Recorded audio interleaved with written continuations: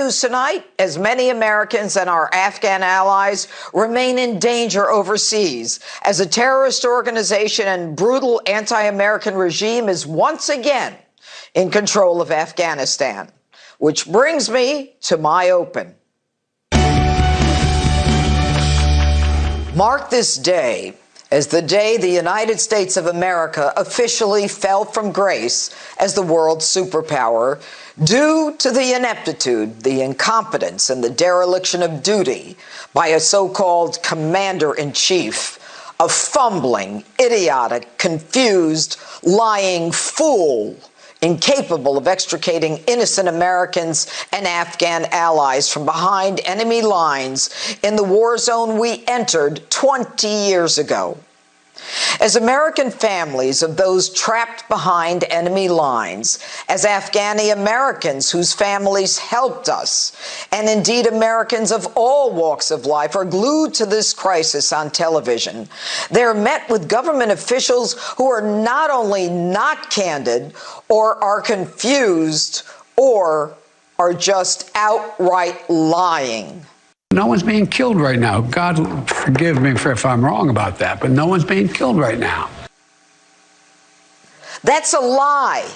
That doesn't include people falling out of airplanes or remains being found in a wheel well. Take a listen to this one. Is a Taliban takeover of Afghanistan now inevitable? No, it is not. Clearly, the Taliban has taken over. They have our weapons, and we can't even get Americans to the airport. There's going to be no circumstance where you see people being lifted off the roof of an embassy of the United States from Afghanistan. I guess I shouldn't believe my lying eyes. Take a look at your screen right now. Joe, what do you call this? What are you talking about? But let me be clear.